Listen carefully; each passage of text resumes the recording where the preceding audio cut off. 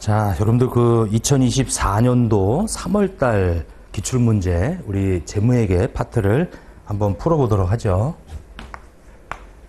자, 1번에 보면은 이제 재무회계에 관한 설명으로 옳지 않은 것은 기업의 재무상태, 경영성과 자본변동 현금흐름을 보고하죠.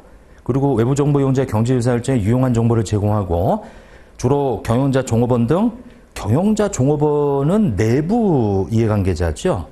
지금 3번이 틀렸네요. 현재 우리 투자자들 있잖아요. 그 채권자, 대여자, 그리고 잠재죠. 채권자, 대여자 이 사람들한테 제공하는 거지 경영자, 종업원들한테 내부 이해관계자 때 보고하는 것은 관리회계예요. 보고 양식은 재무제표고 일반적으로 인정된 회계원칙 작성 권고를 한다. 그러니까 이제 답은 이렇게 3번이 되겠네요. 자, 그 다음에 2번. 자, 재무제표 정보의 근본적 질적 특성으로 목적, 적합성, 표현 충실성이 있다. 설명으로 틀린 것은 예측가치 갖기 위해서는 그 자체가 예측치, 예상치 필요 없다고 그랬고요. 정보가 정보 이용자들이 미래 결과를 예측하기 위해 사용하는 절차의 투입 요소를 사용될 수 있다면 이건 뭐냐면 지금 예측가치를 갖는 거예요. 그 정보는. 정보가 누락되거나 잘못 기재된 경우 특정 보고기업의 재무정보에 근거한 정보 이용자의 의사결정에 영향을 줄 수 있다. 자, 그러면 그 정보는 중요한 정보지.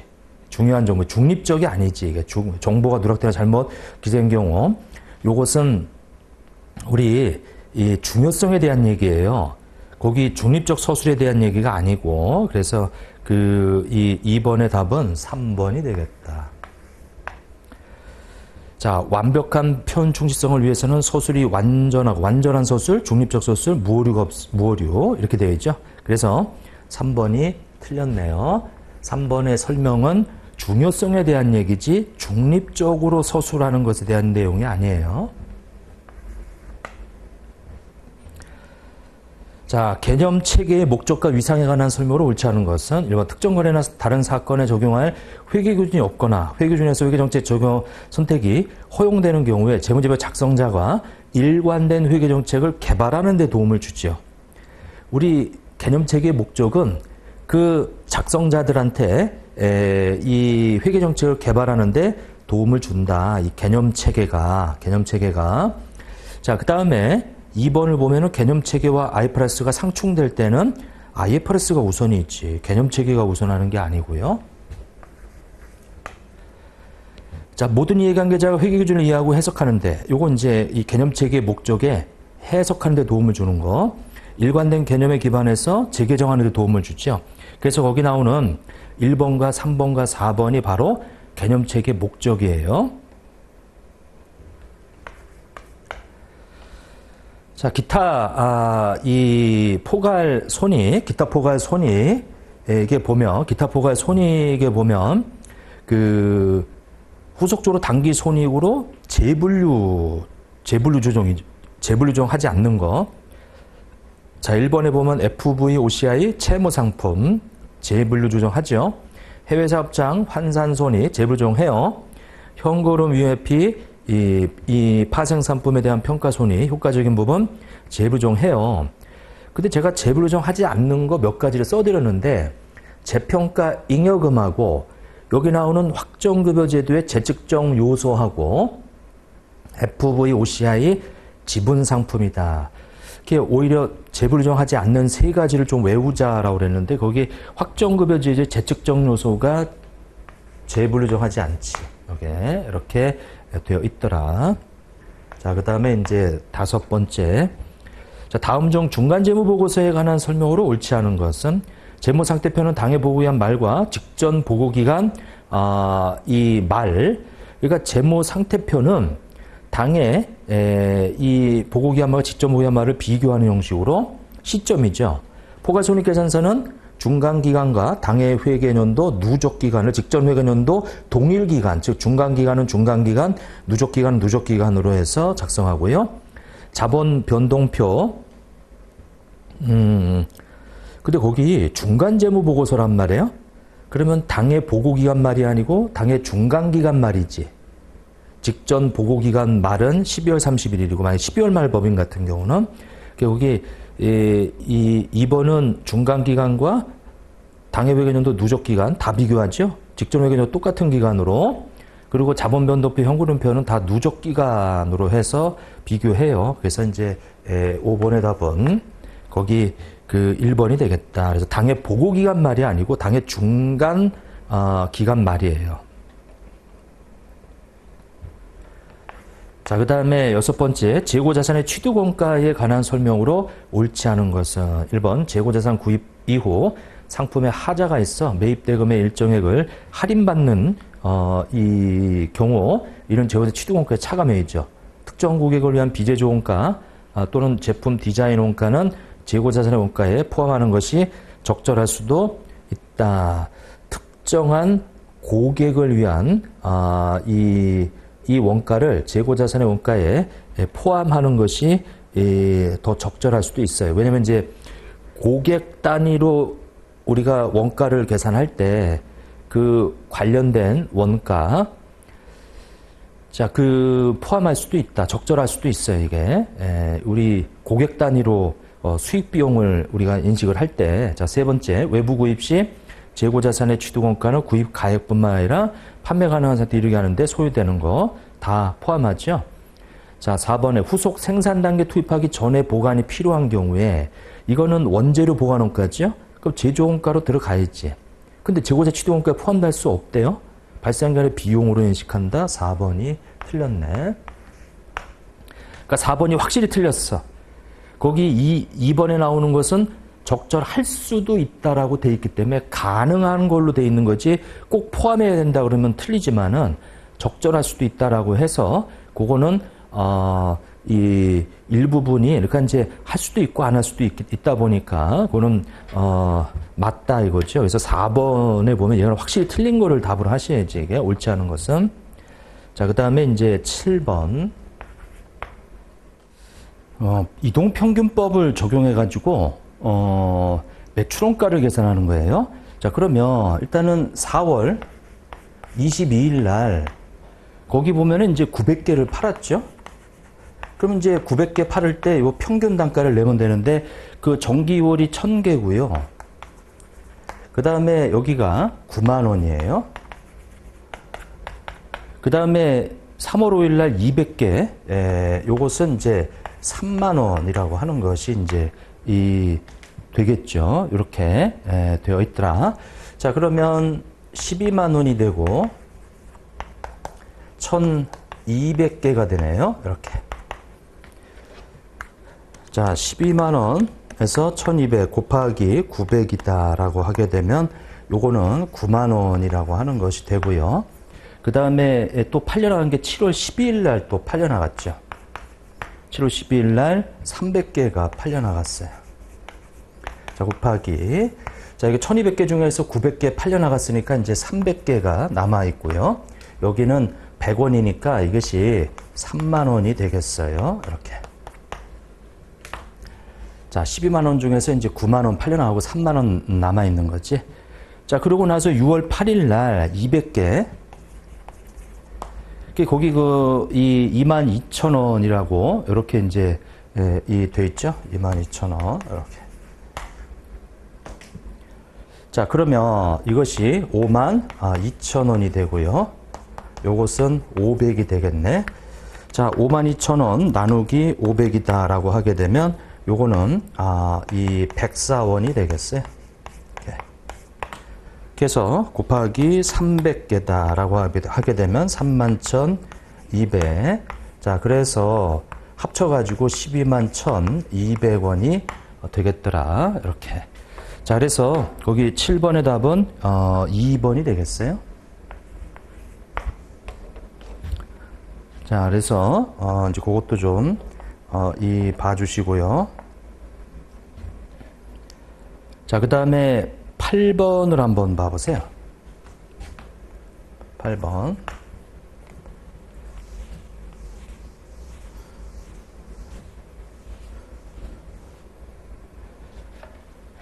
자, 8번을 한번 보게 되면 200개 곱하기 104. 자, 다음에 여성 의류를 수입하여 판매하는 중에 3일의 상품 재고 현황인데, 섬유 신소재 개발로 상품 재고를 다음 연도로 2월에서 정상 가격으로 판매하기가 곤란하다고 판단하였다. 기말 재고 자산 평가 충당금 잔액은 얼마가 되겠느냐 이렇게 물어보네요.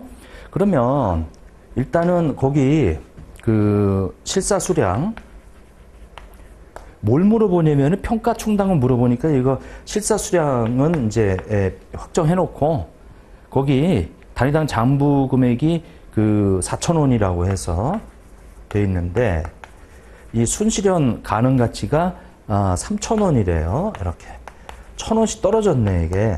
그래서 곱하게 되면 이제 100만 원에 이 평가 손실과 평가 충당금을 잡아주이죠. 요게. 그래서 8번의 답은 3번이 되겠다. 이렇게.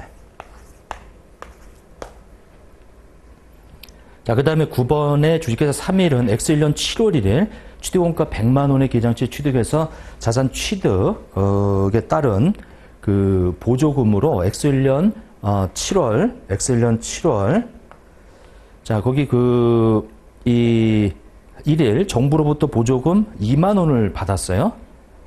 주 3일은 돈 기계장치 내용연수와 잔존가치를 각각 4년과 20만 원으로 추정했고 정액법으로 적용해서 감가상하고요. 그러면 자산의 장부 금액에서 차감하는 방법으로 회계 처리할 경우 기계장치 순 장부 금액은 얼마가 되겠느냐. 자, 그러면 일단은 100만 원이다 라고 하는 거. 자, 이것에 대해서 우리가 정액법이니까 그 내용연수는 4년이고요. 잔존가치가 20이 있고요. 4년으로 나눠주고 12분의 6개월 7월 1일이니까 80만 원 해서 하게 되면 이거 10만 원이 나오겠네. 이게 10만 원 이렇게 되겠어요. 그리고 정부로부터 받은 보조금이 있어요. 이게.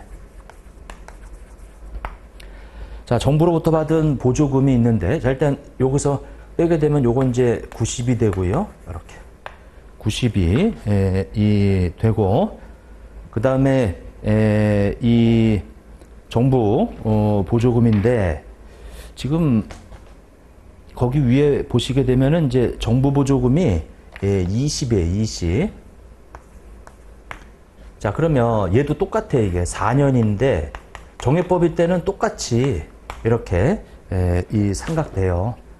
그러니까 이제 100에 20이면은 이제 20%잖아, 이게. 그럼 10만 원에 20%면 사실 이거 2만 원이 될 거예요. 이렇게 이 100에 근데 여기 잔존 가치가 있다 보니까 80이네. 80에 25%니까 2만 5천 원이 되겠네. 이렇게. 자, 그래서 요 20만 원을 4로 나눠서 곱하기 .5 하게 되면 이제 요거 2만 5천 원 되겠지. 요게. 그래서 이제 요것이 이렇게 2만 5천 원이 이 감소가 되고요. 요게. 그래서 이제 원래 이렇게 돼 있으면 20만 원에다가 2만 5천 원, 17만 5천 원 이렇게. 그럼 이제 여기서 요거 빼게 되면은 15천 원, 72만 5천 원 이렇게. 자산 차감법은 여기서 이제 장부금에 여기 이제 이 뺀다. 그래서 72만 5천 원. 9번의 답은 1번이 되겠죠. 이렇게. 자, 그렇게 좀 봐주시고. 자, 그 다음에 10번을 한번 봐보시죠. 10번. 여기다 쓸까요?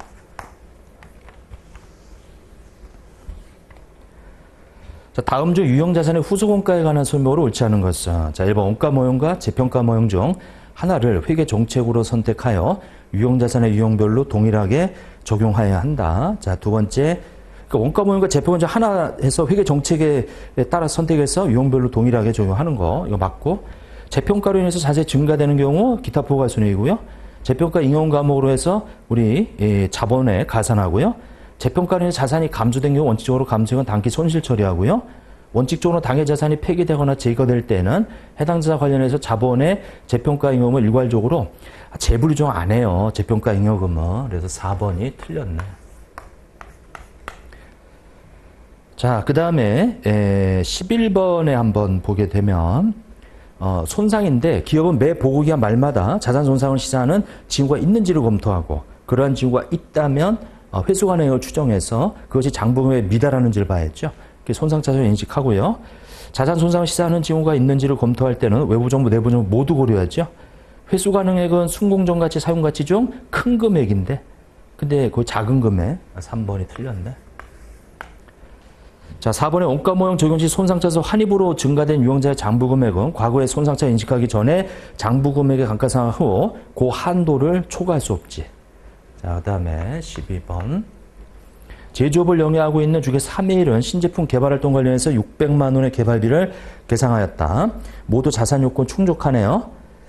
자, 10월 1일부터 사용 가능하게 됐고요. 그 내용수로 5년이고 잔존 가치는 없고 동 개발비 견제 요역의 소비 결정할 수 없으면 정해법이고. 자, 그 다음에 X2년. 자, X2년 말 재무 상태표에 표시될 개발비의 장부 금액은 얼마인가. 단 무형자산에 대해 원가 모형을 선택하고 있으며 개발비에 대하여 손상의 징후가 발생하지 않았다. 이렇게 되어 있네요. 자, 그러면 600이라고 하는 것이 자산의 요건을 충족하는데, 자, 일단 내용수 5년이래요. 이렇게. 근데 언제부터 감가상각을 하냐면은 이제 X1년 10월 1일부터 그러면 10월 1일부터 감가상각을 하게 되면, 자, 여기 12분의 3개월이죠. 그 요거는 120이에요. 120에서 요거 30만 원이 이루어지고요. 30만 원이. 그 30만 원 먼저 했다 치고요. 그 다음에 이제 여기 1년치가 120만 원이에요. 원래 이거 나눠주게 되면 120이 된단 말이에요, 이게. 이렇게. 자, 그러면 600에서 30만 원하고 120을 빼게 되면은 지금 남아있는 장부가액은 이렇게 450이라고 하는 것이 되겠더라. 450은 2번이 답이죠.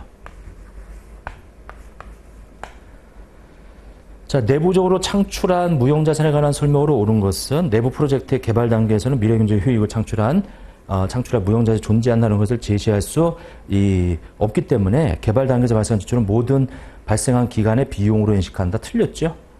자산의 요건을 충족하는 것은 자산 처리에 대해 충족하지 못한 비용 처리하지만, 자, 내부적으로 창출한 영업권도 원가의 신뢰성 있게 측정할 수 있다면 무형자산으로 인식할 수 있다. 자가창설 영업권은 자산으로 인식할 수 없어요. 자, 내부적으로 창출한 브랜드 공연 목록. 자, 이것은 무형자산 인식하지 않아요. 3번이 맞는 얘기네. 13번의 답은. 그러니까 내부적으로 창출하는 것 중에서 유일하게 자산으로 처리하는 것은 자산의 요건을 충족하는 개발비예요.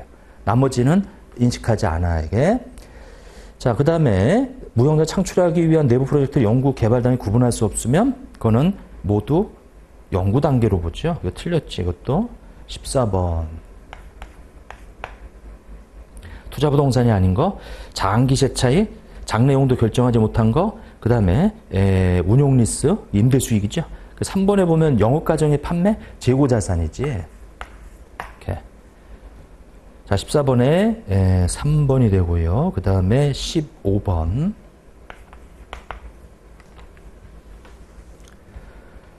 자, 주 3일은 주식의 용산의 주식을 취득하고 이를 FVPL로 분류했네요.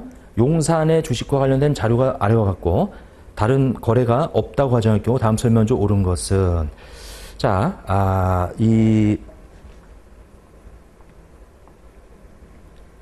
뭐냐면은 이제 주식을 취득하고 이렇게 돼 있는데 X 1년 중 공정가치가 10만 원이에요. 이렇게. 근데 FEPL은 거래원가 1,000원을 단기 비용 처리해. 그리고 요건 이제 단기 비용 처리한 거예요. 자, 그 다음에 기말에 가서 11만 원으로 올라갔어. 이렇게. 만 원의 평가 이익을 또 단기 손익 처리해요. 이렇게. 그래서 X1년도 단기 그 취득원가는 10만 원이에요. 1번 틀렸고요. 2번 회계 처리가 X1년도 단기 손익에 미치는 영향은, 자, 여기 1,000원에다가 만 원 하게 되면 9,000원이 증가하지. 2번도 틀렸고요. 그러면 여기가 11만 원이 되었어요. 그 다음 연도에 가서 9만 원으로 떨어졌어요. 이게 또. 이렇게. 그러면 이거 2만 원만큼 이 평가 손실을 잡아. X2년도에. 그래서 X2년도에 이 당기 순이익이 2만 원만큼 감소하죠. 근데 거기 3번에 보니까 기타 포괄 손익이라고 표현해 놨어. 틀렸죠? 자, 그 다음에 이거를 12만 원에 처분했어. 이게 X3년도에 가서.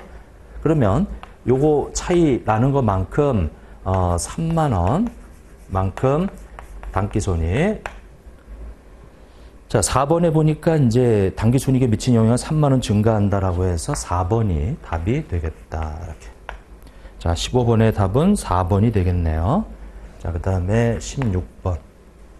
FVPL인데. 자, 금융자산의 분류에 관한 설명으로 옳지 않은 것은 계약사 현금흐름이 원리금으로 구성되어 있고, 계약사 현금흐름의 수치와 금융자산 매도의 목적. 그러니까 수치 목적도 있고 매도 목적도 있다. 그러면 이거는 FVOCI죠. 이게. 그래서 거기 OCI로 분류한다. 맞죠?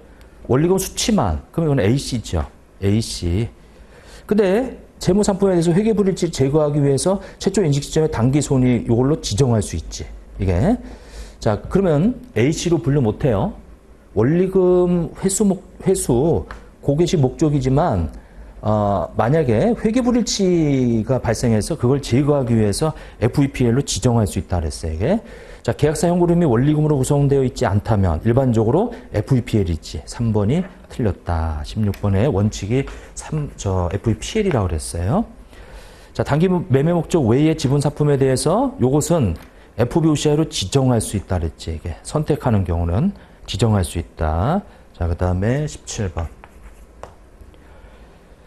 자, 옳지 않은 것은 자기 지분 상품으로 결제되거나 결제될 수 있는 계약으로서 변동 가능한 수량의 지분, 자기 지분 상품을 인도할 계약사 의무가 없으면은 이건 지분 상품으로 분류가 되고요. 거래 상대방에게 현금도 금융자에 인도하는, 이거 이제 부채죠. 부채, 금융부채. 자, 상환손주 발행자가 보유자에게 미리 확정된 금액을 의무적으로 상환해야 된다? 그러면은 이거는 상환손주한테 이 발행자한테 의무가 있으면 그거는 금융부채다라고 하는 거죠. 금융부채. 이렇게 좀 봐주시고. 자, 그 다음에, 이 4번에 상환손주의 보유자가 발행자에게 특정일이나 그 이후에 확정되거나 결정관한 금액의 상환을 청구할 수 있는 권리를 보유하고 있는 경우에, 상환 우선주의 보유자가 발행자한테 그런 권리가 있으면 발행자한테 의무가 생기는 거예요. 이거는 금융부채지. 지분 상품이 아니고. 그래서 이제 이 17번에 답은 4번이 되겠다라고 하는 거고요. 자, 그 다음에 이제 18번에 주 3일은 다음과 같은 조건으로 사채를 발행하였으며 상각공원가 측정 금융부채로 분류하였다. X2년 말 재무상태표에 표시된 사채의 장부 금액은 얼마가 되겠느냐. 이거 X2년 말이네요. 자, 그러면 100만 원. 거기 시장이자 12%인데 12% 현가 계수가 0.71178 이렇게 되어 있고, 그 100만 원의 표시 이 이자율이 10%여서 이게 10만 원이에요. 10만 원의 연금의 현가 계수가 2.40183. 40183이다. 이렇게. 그럼 이것이 X1년 1월 1일 발행가액이에요. 발행가액. 이렇게. 자, 그러면 100만 원 곱하기 71178. 그 다음에 10만 원 곱하기 2.40183. 자, 하게 되면 951963이에요. 근데 이게 지금 12%로 돼 있는데, 자, 곱하기 이제 12%다. 그러면 이게 114236이 되는데, 거기 10만 원이다. 자, 그러면 14,236원이 되어서 이것이 요 14,236원에 1.12. 요게 이제 두 번째 년도 상가액이 되거든요, 이게. 그래서 14,236 곱하기 1.12 하게 되면 얘는 15,944가 되어서 여기다가 첫 번째 연도 상가액, 두 번째 연도 상가액을 더하면 그게 기말 잔액이 되겠다라고 하는 거죠. 이렇게. 자, 그래서 982 143이다라고 해가지고 3번이 되겠더라. 요게 이제 8번이 되겠죠. 근데 여러분들 이렇게 구하지 말고 이렇게 해서 요거 지금 어차피 X2년도 말은 한 번 남았어요, 이게. 그러면 이제 X3년도에 말에 요만큼 줘야 되니까 그것에 대해서 1.12로 나눠주면 110만 원 나누기 1.12 나눠주게 되면 982 14 3이다라고 해서 지금 여기 계산한 거하고 똑같이 나오지. 이게 가급적이면 요렇게 구하시면 더 좋을 것 같아. 이게 문제에 주어져 있는 게 3년 현가 계수만 주어져 있단 말이에요. 근데 내가 1년 현가 계수 이거 우리 기본소에서 다룬 내용인데 이거 그냥 1년만 현재 가치 하면 X년도 말 장부가액이 그대로 나온단 말이에요. 이게 이렇게. 자, 그 다음에 이제 19번을 한번 보게 되면 전환사채에 대한 설명을 옳지 않은 전환사채 발행 금액에는 전환권 대가가 포함되어 있고요. 그리고 전환권 대가에 해당하는 부분은 무조건 부채로 계상해? 틀렸지 이거. 전환권 대가는 부채로 계상될 수도 있고 아니면은 자본으로 계상될 수도 있어요. 왜냐하면 전환권 대가를 보시게 되면 미래에 확정 금액, 즉 행사가격 5,000원에 확정 수량 한 개 주식이 발행된다. 이런 조건으로 해서 만약에 전환권을 부여해 주게 되면 그거는 지분 상품이에요. 근데 이게 확정돼 있지 않은 조건으로 발행되게 되면 그거는 사실은 전환권 대가가 지분 상품이 아니고 금융 부채예요. 그거는 또. 그래서 이 전환권 대가가 부채가 될 수도 있고 자본이 될 수도 있는데 우리 책에서는 주로 미래에 한 주에 얼마 해서 확정 수량, 확정 금액으로 돼 있다 보니까 이 기본적으로 그냥 자본으로 분류한 거지 이게. 근데 이제 부채로 분류될 수도 있다. 근데 이거는 무조건 부채로 계상한다? 틀렸지. 19번에 2번이 되겠네요. 그 다음에 이제 20번. 자, 다음 중 충당부채에 관한 설명으로 옳지 않은 것은 미래 예상영업손실 부채의 정의 부합하지 않아요. 인식 안 해요. 자, 그 다음에 계약상의 의무에 따라 발생하는 회피 불가능한 원가가 당해 계약 때문에 받을 것으로 기대되는 경제효익을 초과하는 계약. 이건 이제 손실 부담 계약이죠. 우리 이 얻게 되는 효익보다 이 원가가 더 많이 발생하는 그런 계약을 손실 부담 계약이라고 그래 이게. 그럼 손실 부담 계약은 현재 의무를 충당부채로 인식하죠. 거기 계약의 의무에 따라 발생하는 회피 불가능한 원가가 계약을 이행했을 때 원가와 계약을 이행하지 않았을 때 원가 중에서 작은 것이 회피 불가능 원가지. 이게. 그래서 그 금액을 충당부채로 인식하고요. 입법 예고된 법률의 세부 사항이 아직 확정되지 않은 경우에 해당 법안대로 제정될 것이 그 뒤에 있는 말이 반드시 붙어야 돼. 거의 확실한 경우에 충당부채로 인식한다. 3번이 틀렸네. 거기 제정될 것이 거의 확실한 경우에도 충당부채를 인식할 수 없다라고 되어 있는데 인식한다 이거죠. 그래서 20번의 답은 3번이 되겠더라 이거죠. 그 다음에 4번에 충당부채 시간가치 요거 중요하면은 현재가치 계산하고요. 자, 자본거래. 자, 우리 주식배당. 주식배당은 자본금이 증가하고 이익금이 감소하고 총자본은 불변이 있죠. 1번이 맞네? 우리 21번의 답은 1번이 되겠네. 할인 발행하면 어떻게 돼요? 자본금 증가하지. 이익금은 불변이 있죠. 총자본은 이게 증가지. 증자인데 자기주식 취득하면 자본금하고 아무 관계 없죠. 불변인데 이익금도 불변이고요. 총자본은 감소지. 자, 현금 배당하면은 자본금은 불변이고 이익금이 감소하죠. 이게 총자본은 감소하는 거예요. 자, 그 다음에 22번.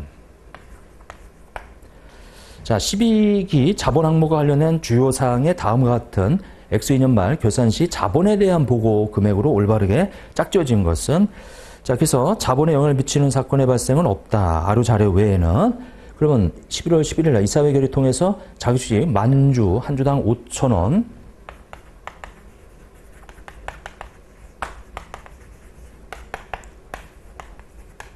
5천만 원만큼 자본이 감소하죠. 그리고 토지를 100만 원에 100만 원이 아니네 그게. 그 단위가 100만, 1000만, 억이네요. 100만, 1000만, 억, 10억이네요.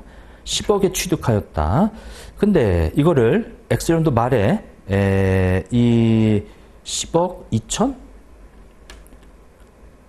2천으로 재평가되었다. 그리고 X 2년도 말에는 이 또 재평가를 또 해놨네 이게. 그러면 재평가를 해놨으면은 10억 2천만 원에서 11억으로 해가지고 8천만 원이라고 하는 것이 증가하죠. 8천만 원이라고 하는 것이 증가한다. 여기가 11억인데 여기가 10억 2천 이렇게 10억 2천 10억 2천 이렇게 되겠네. 자, 그래서 요 차이 나는 것이 11억하고 10억 2천 차이 나는 게 8천만 원만큼 기타 포괄 요게 이제 늘어나니까 결국은 자본은 3천만 원이 거기 밑에 그 표가 있죠. 표에다가 반영해야 되는데 이게 지금 5천만 원이니까 거기 그 800 주식 발행 초과금에서 이렇게 되는데 기업이 나와 있는데 자본의 변동. 자본의 변동은 이 쭉 보게 되면 이 자본 주발초하고는 아무 관계 없네. 그러면은 그대로 800이 되고요. 자기 주식은 지금 아까 5천만 원이 있었잖아요, 이게. 5천만 원. 지금 요게 100만 원이니까 이제 5천만 원이 되겠어요. 니은은 150 이렇게 되겠고. 단위는 지금 100만 원이에요. 자, 재평가 잉여금이다라고 해서 20이 있었고요. 또 8천이 더 늘었지. 이렇게. 그래서 요렇게 1억이 늘어나겠다. 자, 이것이 이제 기억이고 니은이고 디귿이네. 이렇게. 자, 그러면 800, 150, 100, 2번, 이 22번의 답은 2번이 되겠네요. 이렇게. 자, 23번을 한번 보게 되면, 우리 수익에 관한 설명으로 옳지 않은 것은 기업이 수행하여 만든 자산이 기업 자체에는 대체용도 없고 지금까지 수행을 완료한 부분에 대해서 집행 가능한 지급 청구권이 기업에 있다면, 이거는, 진행 기준을 적용할 수 있는 세 가지 중에 하나죠. 즉, 기업 자체에 대체용도 없고, 그리고 수행 완료한 부분에 대해서 우리가 지급 청구권이 있다면, 한 시점이 아니고요. 그 답은 1번이네. 한 시점이 아니고, 기간에 걸쳐 인식하는 거예요. 자, 이번에 이행할 때, 즉, 고객이 자산을 통제할 때 수익을 인식하는 거고, 3번의 거래가격은 고객에게 약속한 재원 내용을 이전하고 그 대가로 기회받을 권리를 갖게 될 것으로 예상하는 금액이죠. 부가세, 이런 거 빼고. 자, 재원화 용역을 이전하는 시점과 고객이 대가를 지급하는 시점이 1년 이내로 예상되는 경우, 이때는 유의적이지 않기 때문에 현재 가치 계산을 안 해요. 이제 이게 답이다. 자, 24번. 반품, 조건부 판매네요. 자, 우리 매출액 기준, 1,000만 원이 반품될 것으로, 예상된다면, 환불부채로 인식할 금액은, 뭐야, 이거? 1,000만 원이 반품된대잖아, 이게. 그럼 그 1,000만 원이 답이죠. 환불부채가. 그럼 24번의 답은, 3번이 되겠네요. 이렇게. 뭐 너무 쉬운 거죠. 왜냐면 매출액 기준 이제 매가로 돼 있는 1,000만 원 그게 이 반품될 거니까 그거만큼 돈을 돌려주면 됐지. 자, 25번 진행 기준인데 400억에 이제 해가지고 이 X2년 계약 이익은 어떻게 되겠느냐? 자, 이제 400억 빼기 X1년도에 추정 계약 이것이 250억이에요. 자, 곱하기 250억 중에서 우리 100억이라는 것이 발생했죠. 자, 그래서 이게 X 1년도인데 이것은 150억이라고 하는 거 곱하기 40%인가요, 이게? 이렇게. 자, 그래서 40%로 곱하면 이제 60억이라고 하는 것을 적고, 그 다음에 X 2년도에 가서 400억인데 빼기 거기 이 X 2년도에는 300억으로 예상했죠.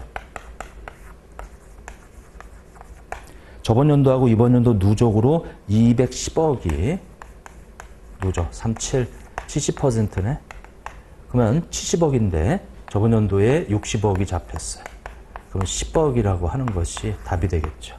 X년도에. 25번의 답은 1번이 되겠어요. 진행기준. 자, 그 다음에 이 26번에 보면은 원가 7천만 원의 상품 할부로 팔았는데 매년 말에 3천만 원씩 3년간에, 그러면 3천만 원이라고 하는 것에 3년간 연금의 현가계수가 2.723이 이렇게. 자, 그러면 이거 현재 가치한 것이 매출로 잡혀있죠? 8,169만 6천 원이라고 하는 것이 이제 매출이고요. 그 다음에 매출 총액을 물어보니까 원가 7천만 원이에요.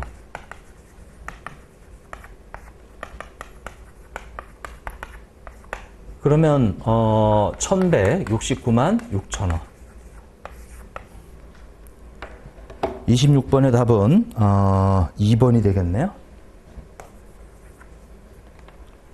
이렇게 되어 있다. 근데 여러분들 이거 만약에 X 1년도에 당기 순이익에 미치는 영향을 물어보면 어떻게 될까요? 이거 지금 X 1년도 1월 1일 날 팔았을 때 매출 총이익이 이렇게 되어 있고요. 그리고 요거 현재 가치한 8일 696. 자, 여기다가 이제 이자가 달라붙어. 이게 현재 가치에서 이게 할부니까 외상이니까 5%라고 하는 이자 수익이 계산이 돼요. 8일 696 곱하기 이제 5% 이렇게. 그러면 4084 800 이렇게 되어서 요거 두 개 더한 것이 이 X 1년도에 당기순이익에 미치는 영향이 되겠죠. 근데 지금 X 1년도 1월 1일 날 팔았을 때 매출 총이익만 구하라고 했으니까. 자, 그 다음에 27번.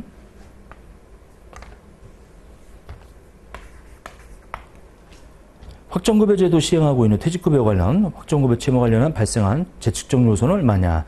X년치 확정급여 채무 현재 가치가 6만 원이고요. 여기다 쓸게요. 이렇게. 그 다음에 단기근무원가가 3만 9천 원이고요. 그 다음에 이자 원가가 6천 원이고요. 그 다음에 이제 퇴직급여 지급액은 7천 원이에요. 그리고 X년도 말에 이 반영한 확정급여 채무에 이 현재 가치가 12만 5천 원이래요. 그럼 이제 X1년도 말이고 X1년도 초거든요.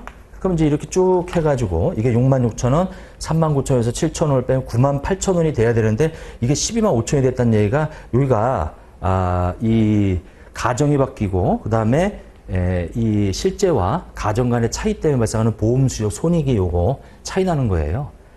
자, 그래서 차이 나는 금액이 얼마냐면은 2만 7천 원이 되겠다.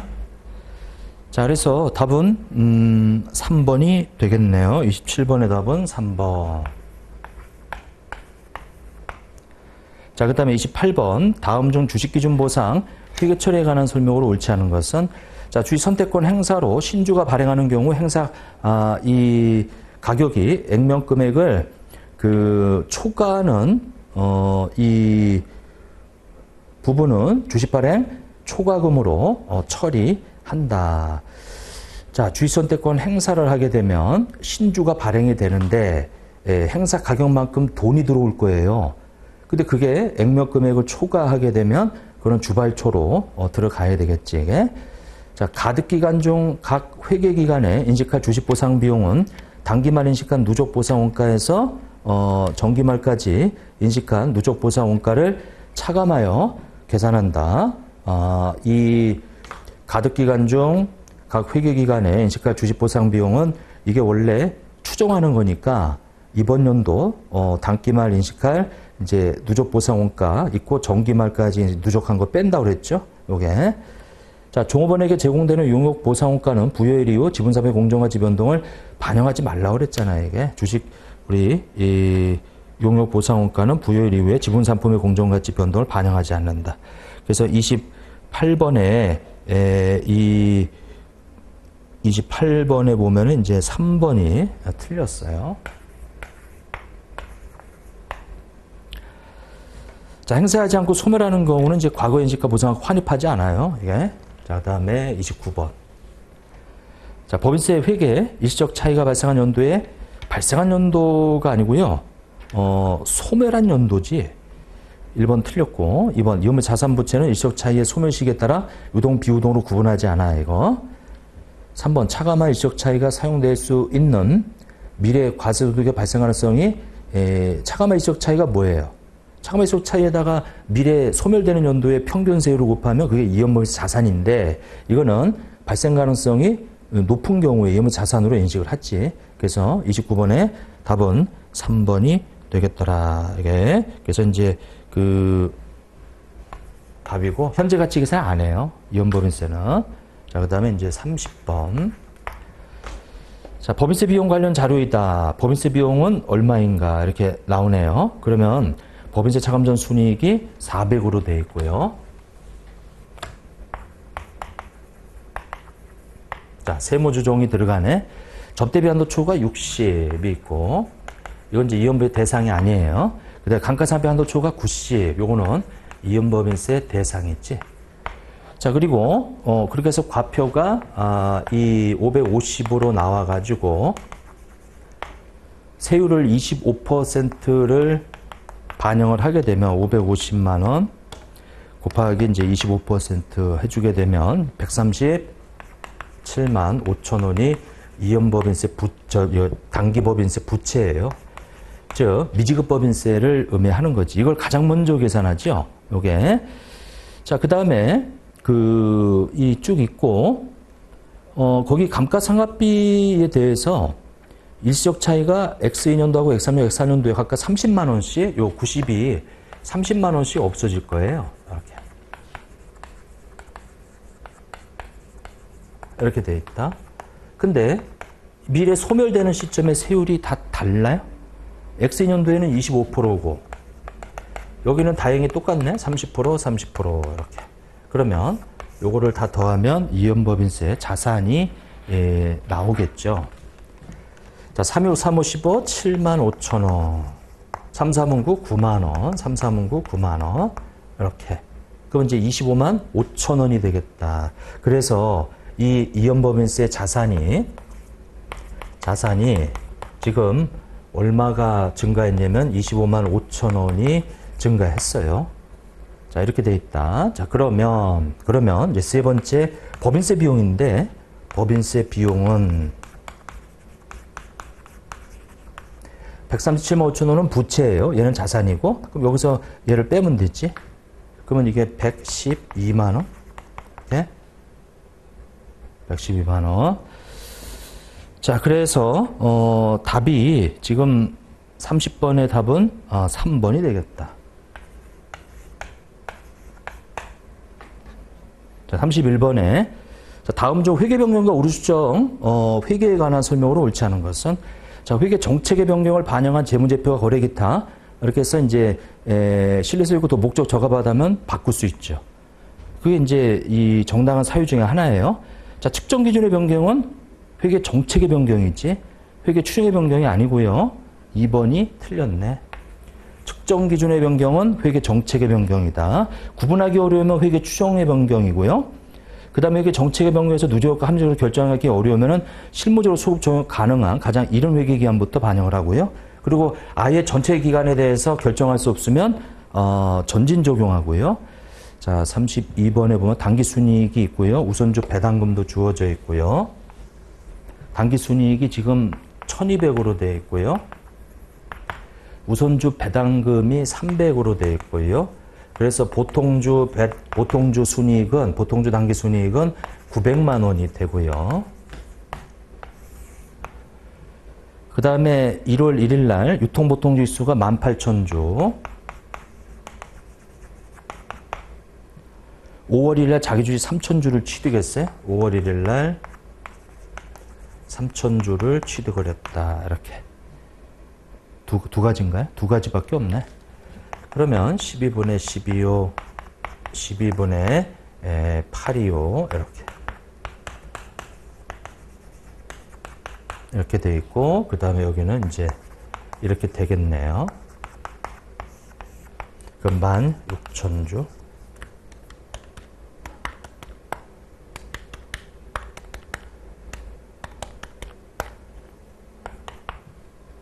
(562.5) 해서 32번의 답은 2번이 되겠네요.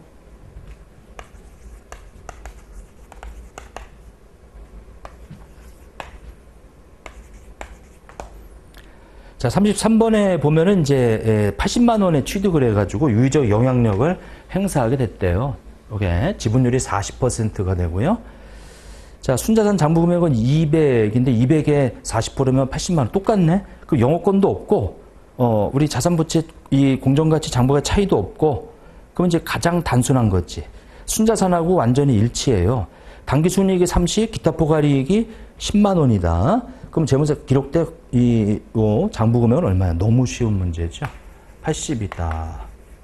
이렇게. 근데 이것이 우리 80이다. 순자산에 200만 원에 40% 곱한 거하고 똑같아. 중간에 우리 영업권도 없고요. 자산부채 차이도 없어, 이게. 그럼 너무 간단하지. 그럼 이 재무제표에 우리 당기순이익이 얼마? 30만 원이면 3, 40에서 12만 원만큼 내 거. 그 다음에 기타 포괄이익 10만 원에 40%인 4만 원 내 거. 이렇게. 지금 장부로 지분율만큼 해가지고 16만 원만큼 증가를 했어요. 이렇게. 16만 원만큼. 그 80에다가 16만 원 더하면 이제 96만 원이 되겠죠. 그래서 지금 변동분 합계가 이렇게 되어 있어서 요거 16만 원.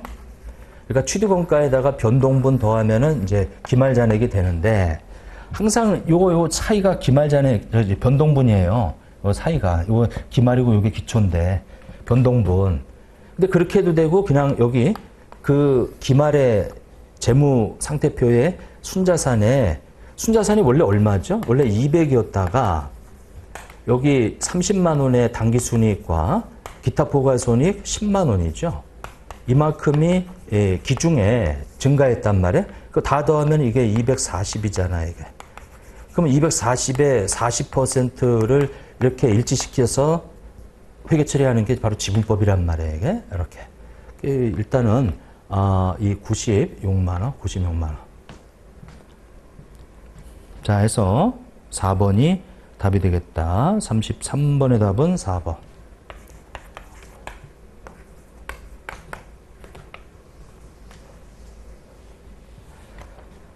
자, 지분법 회계 처리에 관한 소명을 옳지 않은 것. 투자회사가 수취하는 배당금 금액은 장부 금액의 감소. 그러니까 원본의 회수로 보죠. 장부 금액 0 이하면은 지분법을 인식을 중지해야죠. 영업권은 생각하지 않아요. 영가매수 차익은 단기 수익 처리하지. 4번. 자, 기능통화, 표시통화에 관한 거. 표시통화와 기능통화는 반드시 동일한 화폐로 사용해야 되는 건 아니에요. 이게. 다를 수 있지, 다를 수 있어. 왜냐면 이제 우리나라 기업이 만약에 미국의 현지법인 설립해서 거기서 주된 영업 활동을 하고 있다면 그 현지법인은 기능통화는 달러예요. 근데 이제 우리나라하고 이제 재무제표를 합칠 때는 우리나라에서 원화로 재무제표를 표시하기 때문에 그때는 환산을 해줘야지, 이게. 그래서 1번이 틀렸네. 자, 35번의 답은 1번. 자, 표시통화하고 기능통화가 다를 때 재무제표 작성할 때 표시통화로 바꿔줘야 돼. 그게 바로 이 재무제표 환산이라고 하는 거지. 표시통화란 재무제표를 표시할 때 사용하는 통화고요. 기능통화는 우리 외화거래를 최초로 인식하는 경우에 거래일에 외화와 기능통화 사이 효물환율, 그거를 외화금액에 적용해서 이제 이 기록을 하고, 기능통화란 영업활동이 이루어지는 주된경제 환경의 통화를 말하죠. 주된경제 환경의 통화를 말한다. 주된경제 환경의 통화. 이렇게. 자, 아무튼 1번이 답이에요. 36번. 자, 옳은 것은 현금흐름 UFP 수단의 손익 중 UFP의 효과적인 부분. 효과적인 부분은 기타 포괄손익. 효과적이지 않은 부분은 단기손익. 자, 2번 현금흐름 UFP에서 효과적이지 않은 부분은 단기손익인데 2번 틀렸고 1번이 맞네요. 36번의 답은 1번. 3번에 보면 UFP 수단으로 지정되지 않고 매매 목적으로 파생상품 평가손은 이건 이제 우리 이 투자 목적이에요. 그래서 FVPL이지. FVPL은 단기손익이지. 공정가치 UFP의 UFP 대상이 되는 채무상품인 경우 UFP에 대한 손익은 당해외근 연도에 기타 포괄 손익으로 인식한다. 이렇게 되어 있는데 공정가치 UFP는 당해년도에 단기 손익 처리예요. 공정가치 UFP는 단기 손익 처리한다. 단기 손익 처리한다. 1번이 일단 답이다. 37번.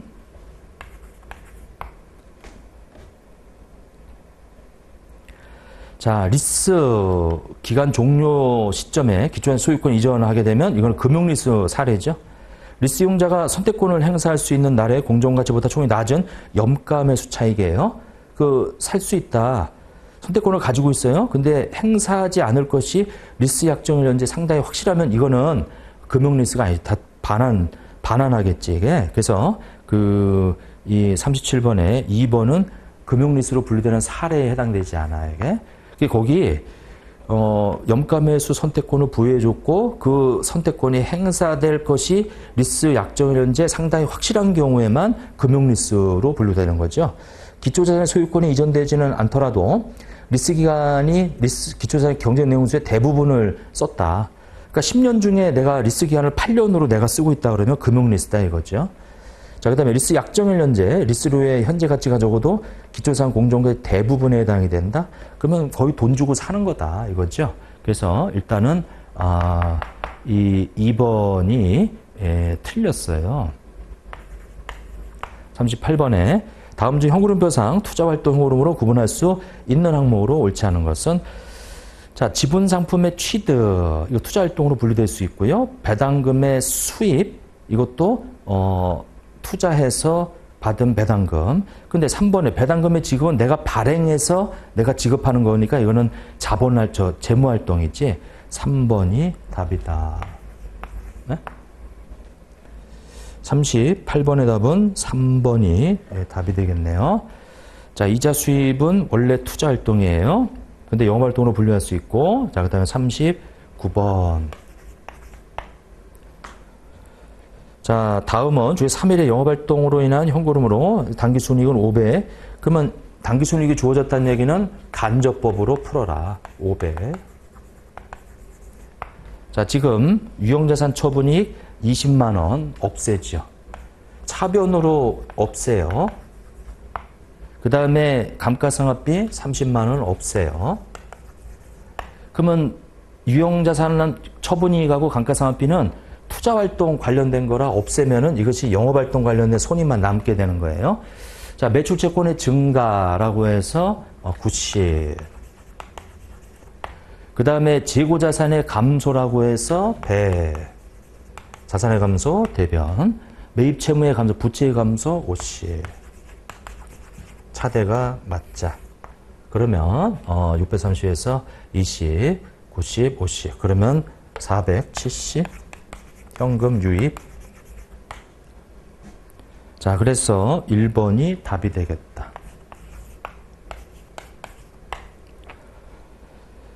자, 40번에 보면은 이제 이자 비용 30만 원. 직접법으로 구하는 거죠. 이자 비용 30만 원. 저 비용은 차변이죠. 자, 그러면 얘는 됐고요. 이제 재무상태표에 관련돼 있는 미지급이자가 10만 원에서 25만 원이면은 부채가 15만 원이 증가됐어. 이렇게. 자, 그러면 요 차이 나는 것이 현금 유출액이야. 너무 쉽지. 15만 원. 그래서 40번의 답은 4번이 되겠다. 이거죠.